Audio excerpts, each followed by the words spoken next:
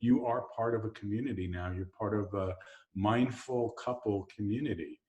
So everybody on this call is committed in some way or another to being mindful in their lives, being more mindful, and especially mindful in their primary relationship. So thank you for doing that. Thank you for being here. I think I'll let Debbie introduce the subject of tonight. And as always, let me just say, chat, you have a question. We have Sarah here tonight. She'll take your questions and we'll stop as we go. So feel free to jump in at time and we'll go ahead and do our best at answering your questions. We also are going to have a meditation, a short meditation on forgiveness that Debbie's going to lead us through at the end. Okay. Yeah. Okay, so we've kind of set up a bit of a ritual for you to call in with your questions or chat box. And we're really going to encourage it today because I'm excited to talk about forgiveness because it's foundational to being human. And so I can only imagine that all of you have your own struggles with forgiveness. And there's actually two parts to it, right? So I need to forgive you and I need to allow you to, and both are really, and I need to be forgiven. And I need to be forgiven. And both stances are really, really challenging. Right. And so we're going to take as full a dive as we can today, and it's going to be more meaningful if we're able to address some specific examples from you guys. So the reason that I think forgiveness is so foundational to being human, because at its core, forgiveness is about letting go. And if you think about like letting go, like the minute we're born, we have to let go, because when we're in the womb, we're in this really beautiful, warm, relaxing, I would imagine, space. And then when we're born, it's not quite as warm and comfortable, and the lights are bright, and we're just not happy with it. So from the very beginning, we learn that life is going to change on us, and we have to let go. And we also learn that the first experience we have with it is just not a great, pleasant experience. And it only continues from there. You know, we go home and mom feeds us and everything's great until she stops and we're hungry. And so we go from having to let go of being satiated to not being satiated. And then we have to let go of being dry to not being dry. So from the very beginning, we're always in a state of having to let go of some desired situation and step into an undesired situation. And life, that's just life. It's a series. If you think about it, just letting go, letting go, letting go, letting go. Mm-hmm. And for a lot of us, we drag our endings. We don't want to let go. And if we bring it back to relationships, if I think that you're part of me having to, be in this situation, mm-hmm. then I get into blame. Mm-hmm. And that's where we enter into the territory of forgiveness. So letting go is part of the process of forgiveness? Absolutely. And what are we letting go of? Well, a lot of times, as we get older and we get into relationships, we're letting go of our story. And our story, and we've talked about this a lot, but it really is foundational to how I perceive my environment, my life. And so if I perceive that you have wronged me, I have a story around it. Mm. And in order for me to forgive you and us to move forward, I have to let go of my story. What if I don't want to let go? What if I think my story is right? Well, that's where we get stuck, right? And we stay stuck for years. I've had clients come to the office that have been stuck in a story about their spouse being wrong for like 10 years. Or a lot of times they come in and it's a story about the parents being wrong. And when we get stuck in a story for that many years, or even for a short period of time, we literally are stuck because we don't have room to recognize that in everything that happens, generally there's a sense of our responsibility to it too. Mm-hmm. And if you can't see that, we're not making room for really seeing the other person because our story just keeps expanding. But again, and I'm sure some of you have experienced this, when you're not able to forgive somebody, mm-hmm.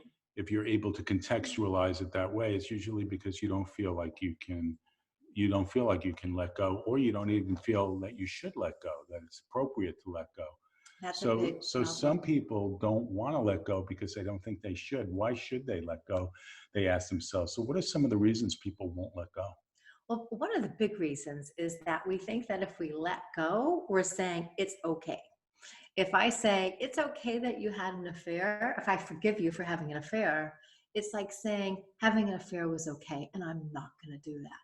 Mm, And so I stick really strongly on it was not okay, and I'll never forgive you for it. mm, Because if I do, you'll think it's okay. mhm.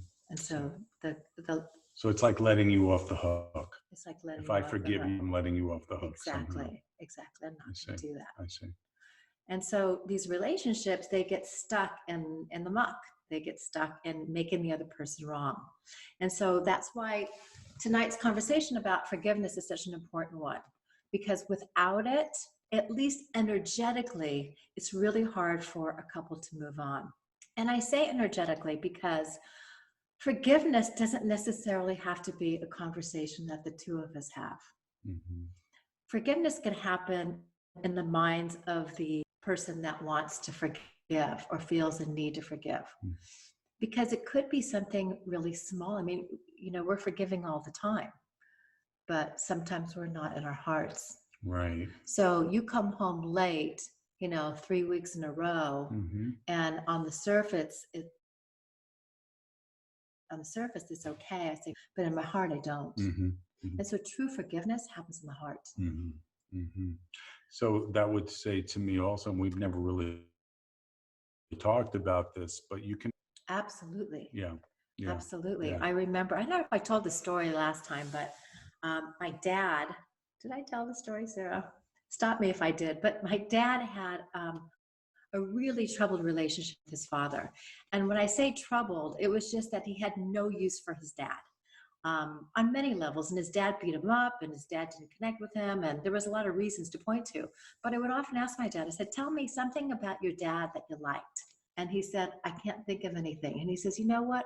If you don't have something good to say about somebody, don't say anything. Mm-hmm. I've got nothing to tell you. And it kind of like pained me a little bit that here is my dad going through his whole life with nothing good to say about his dad when I was having the opposite experience with my. And then I went to a psychic, like after he died, I went to a psychic. It was about a year later. Mm-hmm. And the psychic randomly said, without asking me about my dad at all, whether he was alive or not, said, your dad wants you to know something. And I said, what? And he says, he wants you to know that he's connected with his dad and all is good now. He's forgiven his dad. Yeah, Mm-hmm. he did Mm-hmm. up there, Mm-hmm. apparently, according to this man, Mm-hmm. right? But I thought about it, and I thought that I really believe that our purpose in life is to get to that point in life. But if we don't, maybe we do it after. Uh-huh. But what a beautiful thing. And the reason that story is so important for me is because somehow hearing it like lifted a burden off of me. Mm. Does that make sense? Yeah, because forgiveness or lack of can go from generation to generation. Yeah. Some way, maybe you were angry at his father Yeah, for I doing think I that to him. was. I Yeah. think I was Yeah. because his dad didn't give him much of anything. Right. Right. So, so forgiveness is super powerful, and if we can learn how to do it in this life, then so many things change. So maybe you could say a little bit, and this is in our book, by the way, both of these things are really addressed head on, which is holding on versus letting go. And that we talk about in the book. And one of the tips is blame versus taking responsibility, or moving from blame to responsibility. And Debbie has talked a lot about the idea of I'm right, you're wrong, which is typically what shows up a lot in our office, where we have a couple who are, at loggerheads because their perspective is the right perspective, and your perspective, my partner's perspective, is the wrong perspective. So until she agrees with me, we have nowhere to go. And that is the opposite of taking responsibility for your part. So I thought maybe you could talk a little bit about, taking responsibility and how does that relate to forgiveness? Well, we're talking about like the shift in our book. We talk about the shift from blame to taking responsibility, Right. which is such an important one. It's always funny to me. Like kind of funny, not funny, but like when people come into our office, it's like a game they play. And the game is my husband is wrong on like a whole list of things. And can you please make it clear to him because I've had no luck? Fix him. Fix him. And so that's like the opposite of taking responsibility because the mindset is you are wrong. And once you fix your behavior, then everything, will be fine. So how does that relate to forgiveness? Well, because when we blame somebody for something like an affair or certain behaviors, we're not forgiving. Mm. And in order to forgive, we have to take responsibility for our part. So what would that look like? And I know this is provocative, and in a way, I'm even hesitant to bring it up, but taking responsibility. I was cheated upon, right? And now I'm going to take responsibility for that. I told Right. Debbie before when we were talking about this that I get really in trouble sometimes when I even raise that concept that somehow the person who was cheated upon has a responsibility in that process, that it takes two to tango. It's a kind of a tricky place to tread. But this idea of we're all in this together, the two of us, and we both have to take some responsibility in order to move towards forgiveness is a very important concept. So taking responsibility becomes like critical in the forgiveness process, right? Right, right. And so difficult, as you pointed out, Yeah. because I'm just sitting square and I was wrong. And part of I was right and you were wrong. Hmm. And the work that we do in therapy is really to get them to shift from that perspective. And it's not like if you cheated on me, it's not like it's even Steven necessarily. Right. But I always have a part in it. Yeah. Because if we have a loving relationship and you go outside of it, then something has happened in this relationship. Right. Right. And then after the cheating happens and you come back and you want forgiveness, I also have a part in allowing you back and being able to forgive you. Right. And it really is a difficult conversation when somebody's been cheated upon because we sit in being right. Yeah. Yeah. And when the situation's so obvious, it's hard to see. So I was thinking about like my own life and, just today as we're getting ready for this. And I feel like I've cleaned up so much of my life when it comes to forgiving people. And that you're sitting in blame and a lack of forgiveness if you have, here's the test, any complaint about anybody, whether it's small or large, like an affair or something, worse, right? So what do you spend your time talking about? And years ago, this is my example, years ago, I loaned somebody a large sum of money. And it was like A large sum of money. very large, very large. Like stretch your imagination. Yeah, and it didn't come, it started coming back and then it stopped and then it really stopped in dead silence. And so I did what I could to connect with this person, but nothing was working. And Craig found out about it when we met. He was like enraged. He couldn't believe it. And he activated, not that I forgave him, I kind of just let it go. It's like I can't get blood out of a stone. And so he activated it and got me kind of activated. So we went to this person where they were working and embarrassed the hell out of them. And it was really, I felt at the time, it's like, okay, I feel good. I can't get my money, but at least I let him know how I feel. At least he paid the price, right? It was a little bit of like revenge in a way. But I was thinking about it today and I did some Ho'oponopono on it, which is what we want to do with you. And, as I went through that process, I realized that I actually had a part in it, not an equal part. Anybody I tell the story to says, that guy's an absolute jerk and he deserves everything that's coming to him. But when I hold him in that space of being really wrong and wronging me, there's a part inside of me that's connected to that. It doesn't go away. And so even though we went there, we did what we did, unless I let that go, really let it go, then it always stays inside of me. And in order to let it go, I have to connect to that loving part in him. And this is where it gets tricky. I have to that loving self that we talked about before and connect there and actually say, I'm sorry. I'm sorry for my part in it, because if I didn't lend you the money, I wouldn't have come and embarrassed you. Mm. And so please forgive me. Please forgive me for playing my part in it and making it really tough. Please forgive me for coming and embarrassing the hell out of you. Right. Yeah. And so it's, I'm Yeah. sorry, please forgive me. Yeah. Thank you as part of the process. Thank you for creating the situation together with me, because without the situation, there's no growth, there's no learning. And that's where it gets kind of tricky. Mm. And when clients come into the office and they have this situation, I'm always like, this is great. Yeah. Yeah. Because the bigger the breakdown, the more the learning. Yeah. Creating that with me, and I love you. So we all have something, think about anybody who anger towards, or any enemies that we have, anybody who you would describe as an enemy towards you, um, anybody you have resentment towards. I mean, that's all stuff to clean up and forgive. And, we all have our own story about my father. My father was a very sarcastic, dismissive, critical person. And I grew up in that environment. And he continued to be that even today. And I was very, very angry for a very long time. And, I built up a lot of anger towards him, and there was no way I could forgive him. So, but there was a part of me that owing him was going to be a very important part of my process, because I was feeling a burden, the heaviness of carrying that with me, that lack of forgiveness. I could feel it whenever I was with him.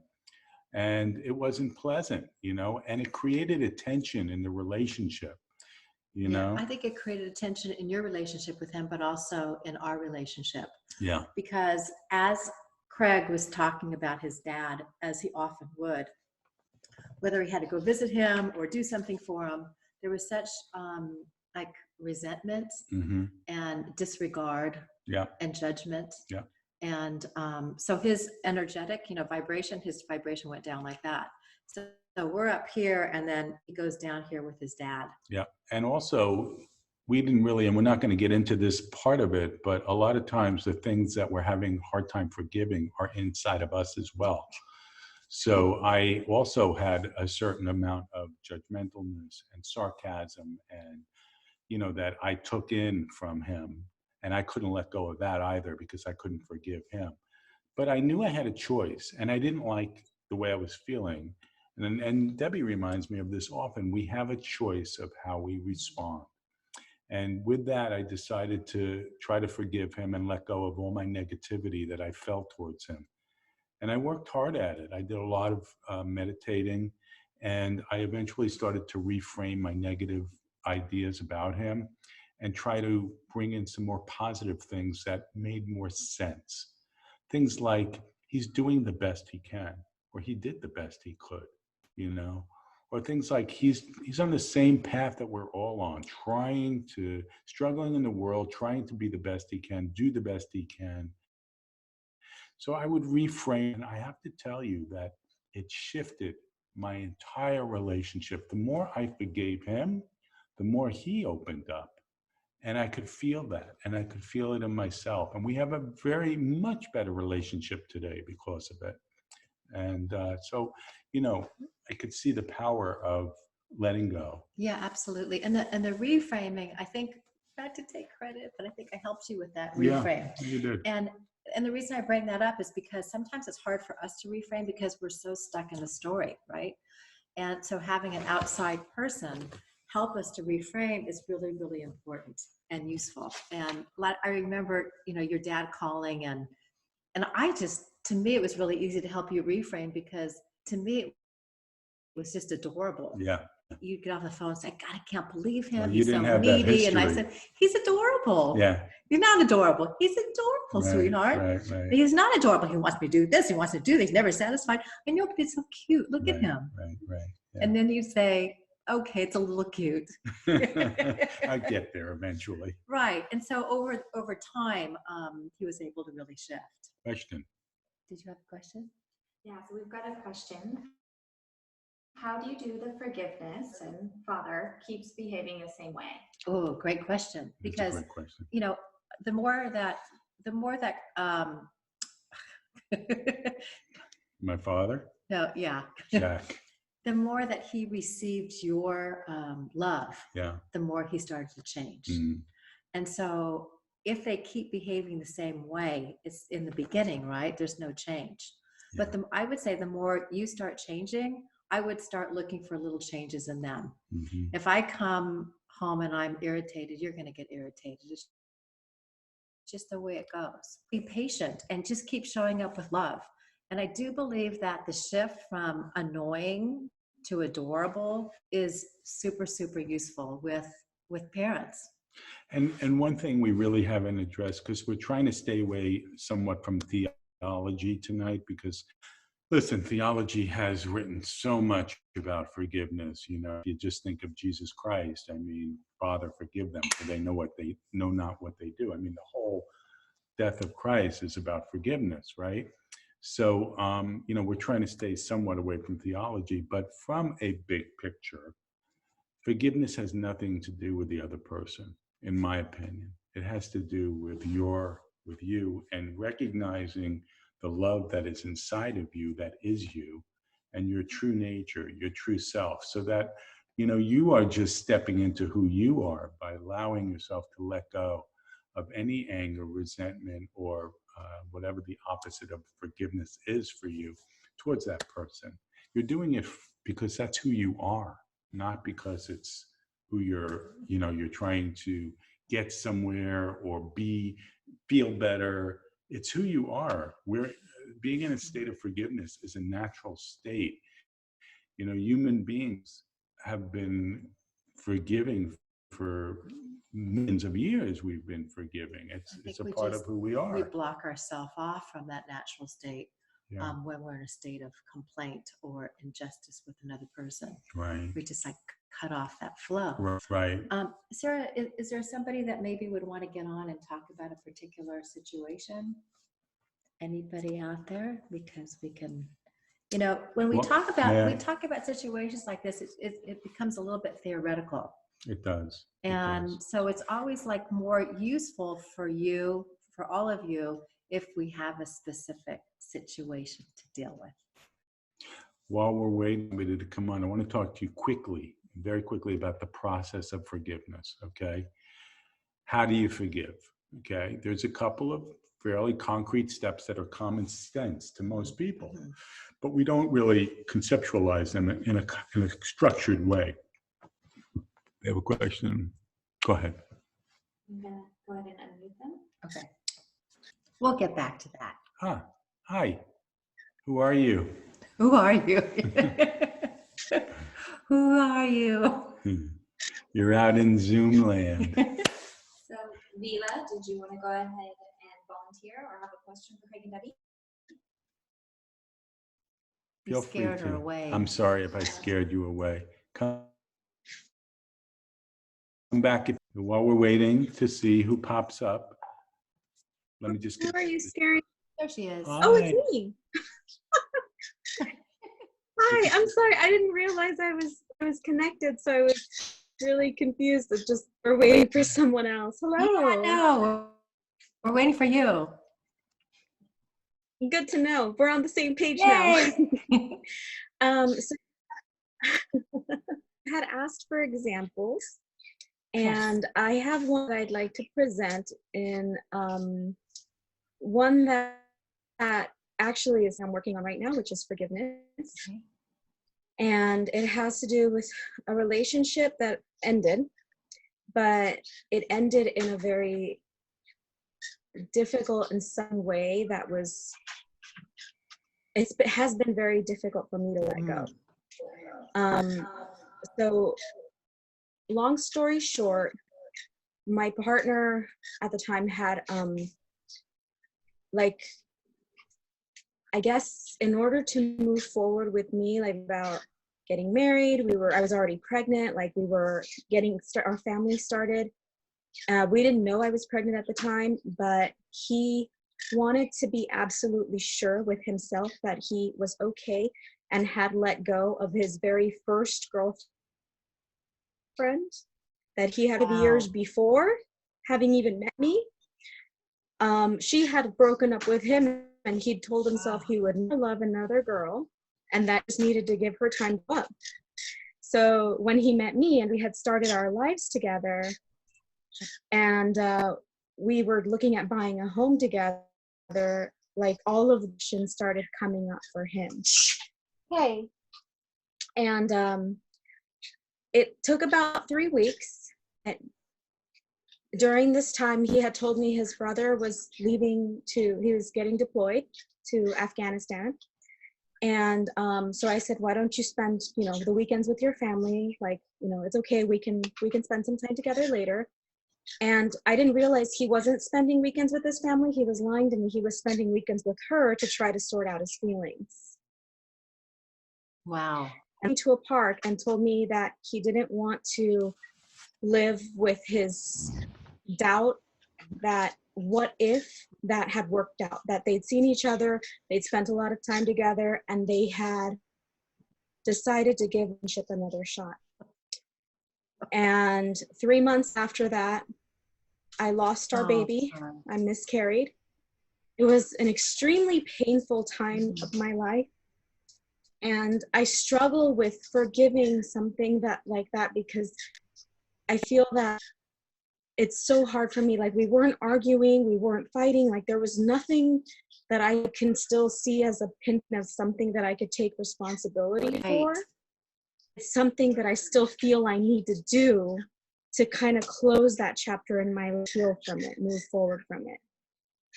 Okay, Craig, I'm going to give you a little bit of my take, and then I'll be interested to know with Craig.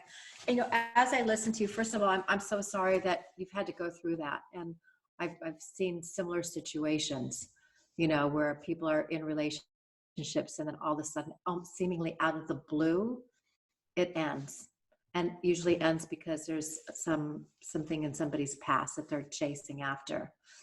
And, your question's a good one. Like, what's my part of responsibility? And, I certainly don't know. I don't know the nature of the, that's only something that you could ask yourself. But I would say overall, if I was taking responsibility and wanted to move on, part that I would take being responsible is to recognize that this guy wasn't meant to be in my life, and that, my path is leading me someplace else. And so your responsibility is just to embrace that. Yeah. And, when we hang on to what did I do, like I could have, I should have, it's stuck. It keeps you stuck energetically with somebody that I would say just wasn't good enough for you. And so when you're able to let go and say, wow, get her back on, is that possible? By letting go, you're opening yourself up. The problem with something like this that I've seen with people is that it gets attached to I'm not good enough, right? And then that gets me stuck too. And, that's just naturally where we go. We just, any given opportunity, we're going to go to the I'm not good enough spot. And you've got great opportunity, right? The guy that you really love and want to share your life with, and you have all these visions, just picks up and leaves. It's like, it's right for that. And that's why this is beautiful work for you, to remember that you are perfect. You are wonderful. And you are so good that there is somebody out there that's maybe trying to get into your life and it's planned for you. And it doesn't look like it's this guy. It doesn't look like it's this guy. But I can tell you that vibrationally, I allow this information to inform me about what I want in a future relationship. And I focus on that. Then the magic starts to happen. But if I keep my focus, as Craig said, we have a choice where we place our focus. If I keep my focus on this guy who betrayed me, I didn't know what happens, I'm not good enough, this happened to me before, I have a history of this, I'll never find somebody, it could have been, all that stuff. When we keep our focus there, we keep stuck. And so it's really a matter of your responsibility is to move into the direction of your desire and what you want in the future. And when you find yourself back in that stuck space, to know that there's another focus for you. Did you want to say something? Yeah. It sounds like my takeaway is, oh, sorry. I was just going to say, it sounds like my responsibility in this, where perhaps it's not in what you both brought into the relationship, that kind of problem or whatever is going on, is I'm always going to be responsible for myself. Right. And taking my life in the direction of my desires and my hopes and my dreams and visions, whether that person comes with me or whether it's going to be someone new. Right, exactly. It's provoking, this situation provoked in you a need to focus on what you want. Yeah, I don't know if it'll be helpful or not, but my only thought is, and of course, I've been through heartbreak before, terrible heartbreak. And the only thought I have is that when I went through the heartbreak and I went through the anger and the sadness and the hurt, in a way, if I was willing to engage with those feelings and experiences, it opened me up in a way that just brought me closer to love, the experience of love, because I was able to connect with deep, very, very painful. And, they just crack you open.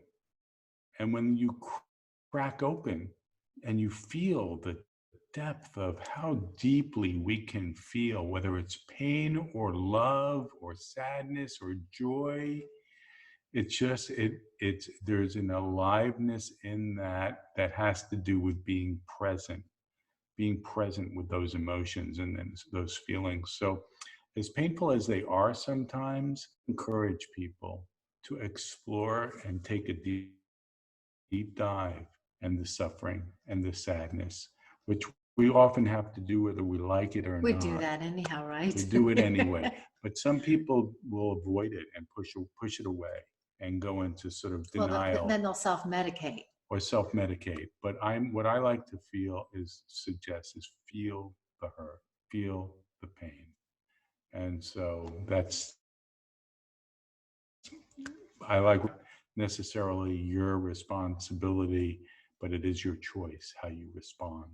And I start to focus. There's a certain grieving process that we have to go through. Okay. Speaking of, there's a certain grieving process that we have to go to when there's a loss. Sarah, how are we doing with time as far as Ho'oponopono? It's 7:35. So we're okay. We still have a little bit of time. We want to do this meditation with you, which I think you'll all find quite beautiful. Thank you for sharing. Did you have any other questions regarding that? No, thank you. I appreciate your feedback, and it's wonderful to hear this perspective. Good. When you feel, and this is for you, but for everybody, the letting go, you've let go when you start to feel better. And that's just your test, right? So when you get up in the morning, you're starting to look for, and people always say with letting go, when it comes to forgiving somebody, how do you do it? You just start small. Mm-hmm. You just start, because our bodies and our minds are so pre-programmed to look at the hurt, right? And so you start small. So maybe, if I'm getting up in the morning and I just feel like shit, maybe I get up in the morning and I go for a walk and I pay attention to nature. Just do that. And then maybe I get up in the morning and I pay attention to nature and I make a list of all the things that I want in my life, because that loss provoked it. Yeah. Right. And you just keep building until you're moving in that direction. One of the things that's becoming clear to me as we're all communicating and talking about this is it's an inside job, forgiveness, more so. You know, you don't have to have a person there. You don't have to have a parent there Right. to get into forgiveness. It is a personal journey. And it just feels so good when you do it. It really, it's freeing. It's like Mm. weight on us. And then when we do, it's like, When we do have a partner, though, that we're angry at and that we're hurt by, and usually forgiveness has a lot to do with a trust was broken, and we feel in some way betrayed. We feel in some way that our partner doesn't really have our back, and we want to move into forgiveness. The first step that and we are going to work on forgiveness together, is to let your partner, the person who's been hurt, to talk about it. It sounds so simple, but from my experience, allowing a partner who's been hurt, who's been betrayed in some way, whose trust has been broken, to really talk about it, because sometimes it can come out as anger and frustration and real criticism. It's hard. We want to explain ourselves. We feel misunderstood. We feel criticized. We feel attacked, and we want to respond back and explain our perspective. And that's where a lot of it breaks down. We have to begin by allowing the person who felt hurt to tell their story, even if the story doesn't make sense to you. And that's really number one. And you have to listen with empathy, and you have to listen with an open heart. If you can do that, that's going to be the very first step in true forgiveness between partners, allowing them to tell their story and to be heard, and for you to empathize with them. So the second step, which is very much a part of this, comes followed right after, and I'm sure you can guess what the big two words are. I'm sorry. I'm sorry. But how do you do I'm sorry sincerely? Well, I'm going to show you a short clip right now of somebody who does it not very sincerely.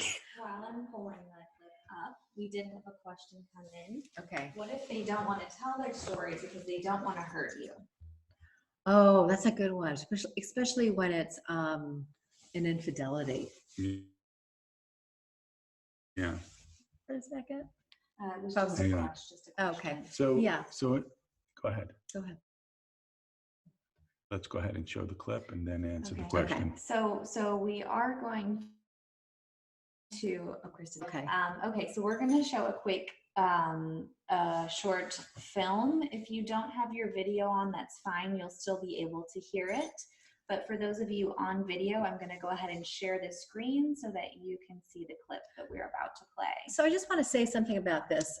It's funny and it's fun, but I think beyond that, it really highlights how stuck we are in our inabilities to say I'm sorry. And it's maybe because that's how we grew up. We didn't grow up learning how to do it, something as simple as that. And so it can be, although this makes fun of it and does such a good job, I think, but the reality remains that for many of us, it's a very difficult thing. So. Right. I never should have left you alone with Goodman. Jerry's right. You got to apologize. Loud enough. Oh, what are you going to do? Are you going begrudgingly, or are you going to go insincere? Begrudgingly. Oh, you can't give a begrudging apology. You got to give a sincere apology. I'll go somewhere between begrudging and sincere. How's that? Somewhere between. Where between? I'll straddle the line. What kind of line? It's not completely sincere. It's not completely begrudging. I'll tell you what the line is. The line is you probably fuck up the apology. That's the line. If I fuck up the apology, then I'll apologize for the bad apology. You can't apologize for an apology. You get one shot. That's it. Hey, what about Cheryl? Okay. There you go. All right. I'm gonna hate myself more than normally. I just wanted to apologize if I offended you or insulted you in any way. So this is me apologizing. It's about as sorry as I can get. I guess my question is, was it sorry enough? That's good. Okay. I love that clip. So what I see with Larry David here is he's sitting on a story that Yeah. I don't apologize. You force me to apologize. I don't apologize. So that's the story that he's sitting on. And of course, if that's the story he's sitting on, he's never going to be a good apologizer. So the thing that I would add to the apology is like intending to do a good job with it. Yeah. Like my intention with this apology is not just get the words out, but to touch your heart. Right. There's got to be in your apology, and that's oftentimes what's missing. So it's not just but it's an I'm sorry for what I did, and I understand what I did. You want to make sure that that's clear to the person. So that's a really big part of it. I'm sorry, but I'm sorry because blah, blah, blah. So, it's kind of basic. It's kind of what we all know, make a good apology, but we don't always practice it. So, let's learn how to do that. I would say as part of this process tonight is taking away a good apology. I'm sorry. I understand what I did to hurt you, and will you forgive me? Will you forgive me? That's a very important part of this. And then if you want to take it even farther, how are you going to change so that it doesn't happen again? Those are the steps to a really, really good apology. What was the question, Sarah? What if they don't want to tell their story because they don't want to hurt you? That's a tough one because it depends on what it is. I think there's, I don't know, I believe in white lies, right? Like, I wouldn't want you to tell me that I look fat, right? But if we're talking about an infidelity, we're talking about a break in trust. And if I'm not honest about that, then it's hard to to get back to where you need to be. Energetically. Yeah, I'm just trying to think through the possibilities of what that could be. I think, I know one. Yeah. I had one today. And of course, not naming names, I had a client today who had an affair years ago. And he didn't make any sense. It's been over for a long time. Would it make sense to disclose that at this point? It's a good question. I don't know the answer to it for sure. It's hard to say without knowing what it is. But yeah, there are times perhaps, and every couple has secrets. Esther Perel, one of my teachers, who I really love, if you ever get a chance to read her book, Mating in Captivity, I certainly would, says that having secrets is healthy, that we're obsessed with no secrets. You got to tell me everything. Be completely honest with me. That we're obsessed with that, but that a little bit of secretiveness is good in relationship. You don't have to be constantly open about everything, So, I don't know. It's a good question. I've got another question here. Yeah. What if you don't know what you did wrong? If the other person isn't communicating what the issue is, but they're acting upset, how can you go about resolving it? Oh, that's a great question. Great question. And that's just such a common breakdown, right? Yeah. So the other person is acting upset, and you know that they're upset probably at you, but you don't even know that, right? Right. So because they're not saying anything. Because they're not saying anything. So this gets to the problem with the lack of communication skills that we have and that we grow up with and that we take into all of our relationships. And if I can't communicate what's wrong, then I can't get my needs met. But I will sit on my story about what's wrong, and energetically you're going to pick up on it. Then you're going to react to my whatever I'm doing over here. And then when I react to it, you're going to react to that reaction. And that's the dance that we talked about last week that we get into. And the only way to break the dance is by communicating. And that's why we get into our time people that are kind of in this breakdown. But for you, what you could do. So the question was, what can you do when the other what the other person person's isn't not? communicating? So it really gets back to Craig's favorite topic, questions, but asking questions from a space of love. And so, you know, one way that we would normally ask questions is, you know, you come in and I know you're upset and I don't know what you're upset about, but, you know, just tell me what you're upset about. And so we match their energy and it doesn't really go well, right? Because the other person probably feels attacked. If they were comfortable telling you what they were upset about, they would have told you from the very beginning. So you want to get them to open up. Can I say something about that? Yeah. If they, what Debbie just said, if they were comfortable telling you what they're upset about, they would have already done so. So that's a cue that they don't feel comfortable telling you what they're upset about. Right. Why? And that's a very important question. Why? They don't feel safe. They They don't feel feel safe telling you what they're, and why. And that's a very important question to be asking. You may feel like you're not doing anything that would create an unsafe experience for him to come forward. But maybe it has nothing to do with you. Or maybe it does. Or we maybe don't it know. does. We don't know. But what we do know is that he's not comfortable coming He's not forward. comfortable coming. And he's not going to come forward until he perceives it as being safe. It's kind of like, you know, he's hiding behind, you know, a wall, right? And when you look behind the wall, you got like an angry spouse going on and you just don't know what's going on. So what you want to do is create a safe environment for him. And, you know, one question could be, you know, I'm noticing that when you come home, you seem really agitated. And I don't know what it is. I'm kind of assuming that maybe it's something I did. And I really, really want to know because when I see you agitated like that, it hurts. It hurts to see you upset and it hurts me because I don't know what it is. So the one way to create safety we talked about last week is to be vulnerable, to talk about how it affects you. Not in a angry way, like I get angry when you come in and you're in a bad mood and you're upset about something, you don't talk, but in a more vulnerable, in a more honest space, which is it hurts me when you come in and you're really upset and I don't know what to do. It makes me feel hurt and unsafe and sad.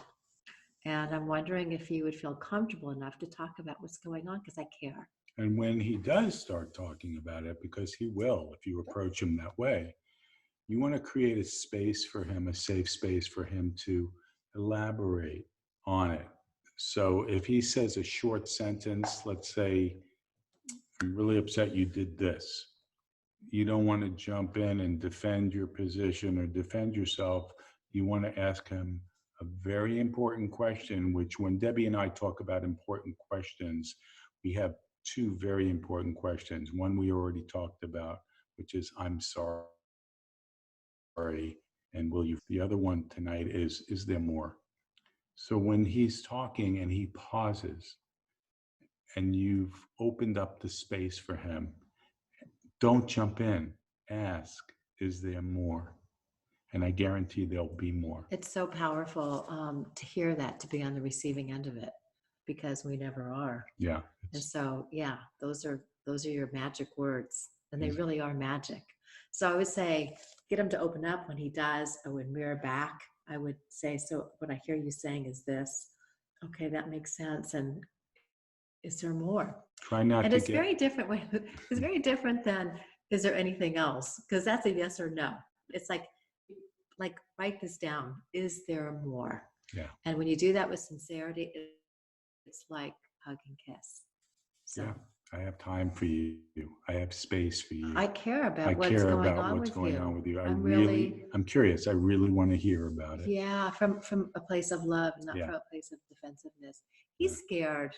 He's scared, and he may not just have the skills, and he's learned in his life that it's not safe to express how he feels. And you know, when he does in your relationship, maybe it's not received quite as well as he would want or need. And if he comes from a background where it wasn't safe to express his feelings, it doesn't take much to scare him. So to go back to safety is where you want to go. So let's end with the Ho'oponopono. Any other questions? No. Okay. So Ho'oponopono is a Hawaiian tradition of granting forgiveness and receiving forgiveness. So what we'd like for you to think about an area in your life where you're blaming somebody, where you have something to say negative about somebody else. It could be your spouse.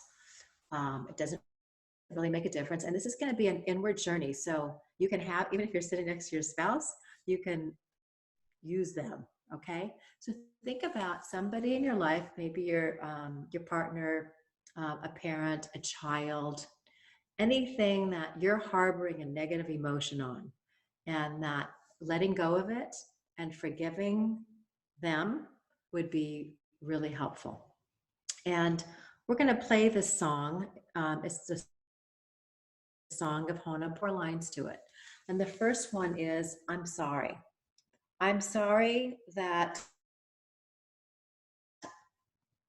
I've tied myself off from my love for you by my judgment of you. And I'm blaming you for something. And as I've cut myself off from my loving flow. And I'm sorry for that. And then please forgive me. Forgive me for cutting myself off from you and blaming you the way I have. So it's, I'm sorry, please forgive me. I love you. Thank you. The third one is thank you. And thank you is an interesting thing. It's thank you for creating the situation with me so that I can go past it, because in going past it is truly where we're climbing the ladder and we're living life as it should be. We're letting go of stuff that doesn't belong to us, because my negative feelings toward belong to me and it doesn't belong to you, and I'm letting it go. So thank you for creating this opportunity with me. We co-created it, and thank you. And then I love you. And it's, I love you as I'm reconnecting to the love that I have for you, whether you're a friend or, you know, a partner, because I wouldn't bring this context if I didn't have love for you. I may be completely disconnected from it at this moment, but when I say I love you, I'm reconnecting. So we're going to play the song, and what I want you to do is the person that you have in your mind that you want to forgive, I want you to put them on a stage. The stage is in front of you and below you. And you're just in your mind's eye, you're going to put on the stage. And as we run the song, I want you to add any other people that have anything possibly to do with this.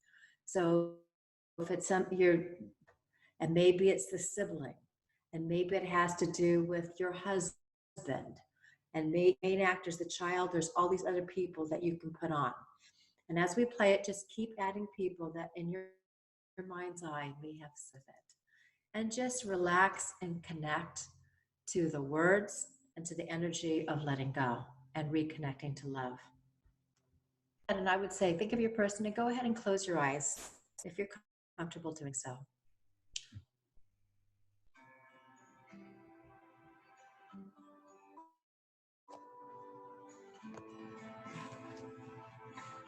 Building that stage and putting the person on it in front of you and in front of you and below you.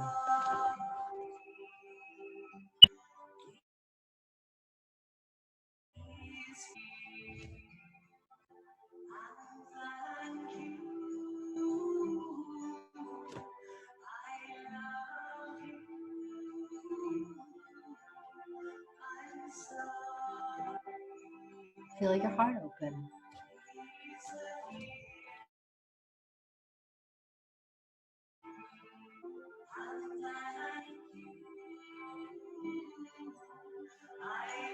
And add anyone else that belongs on that stage.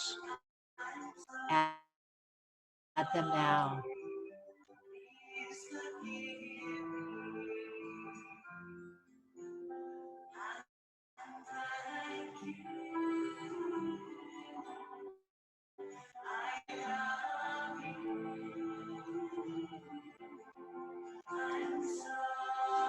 And just notice what may show up as you open your heart and connect from a place of love. Just notice.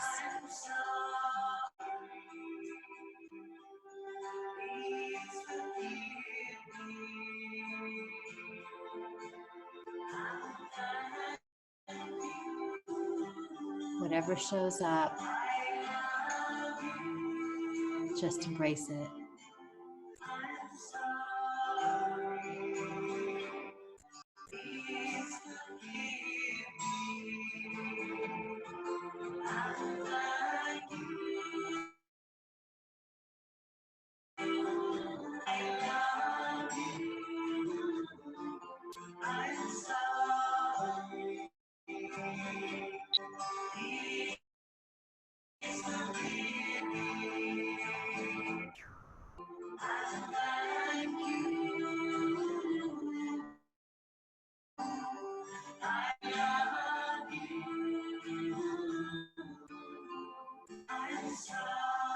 Now to the entire stage.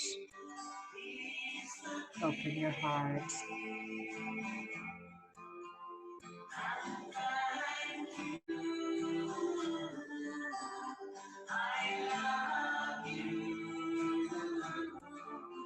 Knowing that even when we feel harmed, we're a player in that story.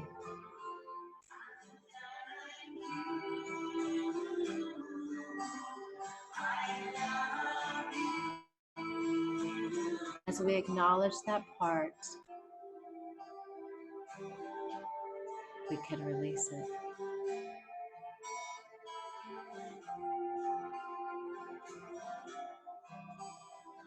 And when we release it, we're free to all sorts of wonderful, new, and exciting possibilities with whoever's on that stage, or maybe somebody else.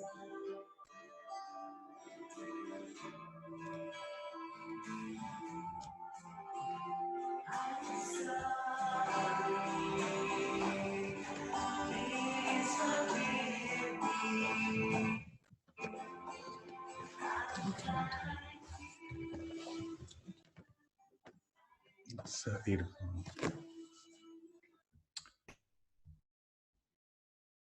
Enjoyed that. You can find Ho'oponopono on YouTube. That's where we found it. That happens to be my favorite rendition of it. And I know when I use it with my clients, they're like, maybe I'll just do this every day. And I say, yeah. It's a beautiful place of opening up your heart and letting it go. So yeah, thank you for being with us tonight, and we hope you'll continue to join us. We're going to start a Facebook community group, and for all of us who want to be in the mindful couple aura, and yeah, we really appreciate it. So yeah. Well, thank you guys for joining us, and as I always say, like, just keep it light. I think we just take life too seriously, and we're not here to overthink things and get in our own way. We're here to have fun and contribute and to move past these big boulders in our life of, blame and all that stuff. And it's easier to do when we keep it light and fun. So thank you for joining us. We really don't have our topic for next week. So any ideas, we would love for you to let us know any suggestions. But we'll be in touch, and we'll be letting you know what we do end up talking about. Have a great night. Talk to you soon. Bye, everyone. Bye-bye.